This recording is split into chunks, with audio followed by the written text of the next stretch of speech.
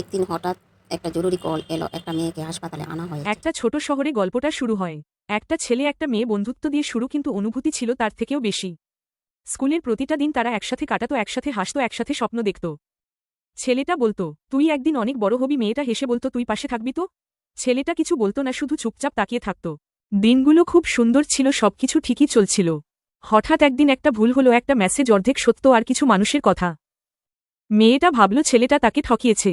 ছেলেটা বলল, তুই যা ভাবছিস সেটা সত্যি না, একবার শুনে নে। কিন্তু মেয়েটা শুনল না, তার চোখে তখন অভিমান আর ভাঙা বিশ্বাস।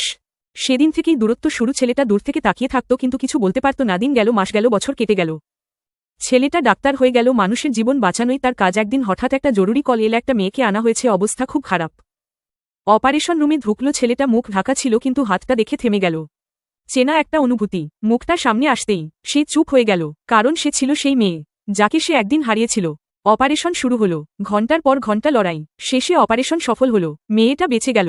চোখ খুলতেই সামনে সেই ছেলে। দুজনেই চুপ, শুধু চোখে চোখ। মেয়েটা বলল, তুই মিথ্যে বলিসনি। ছেলেটা বলল, আমি কখনো তোকে হারাতে চাইনি। কিছু কথা শেষ হলো, কিন্তু সম্পর্কটা আর আগের মতো হলো না। কিছুদিন পর মেয়েটা সুস্থ হচ্ছিল, কিন্তু ছেলেটা আর আসতো না। একদিন সে জানল ডাক্তার ট্রান্সফার হয়ে গেছে। মেয়েটার চোখে জল, সে কি একবারও দেখা করল না।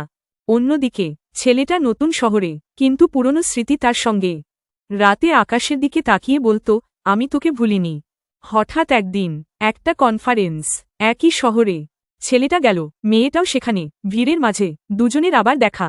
স্টেজে দাঁড়িয়ে ছেলেটা কথা বলছিল, হঠাৎ চোখ পড়ল। সে থেমে গেল, কারণ সামনে সেই মেয়ে। দুজনের চোখ আবার এক হল। মেয়েটা এগিয়ে এসে বলল, তুমি আমাকে ভুলে গিয়েছিলে? না না না, আমি তো কখনো তোকে ভুলিনি, শুধু দূরে চলে গিয়েছিলাম।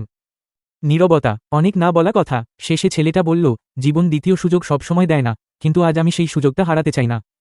সেদিন তাদের গল্প আবার শুরু হলো, কিন্তু এবার শেষটা কেমন হবে সেটা সময়ই বলবে।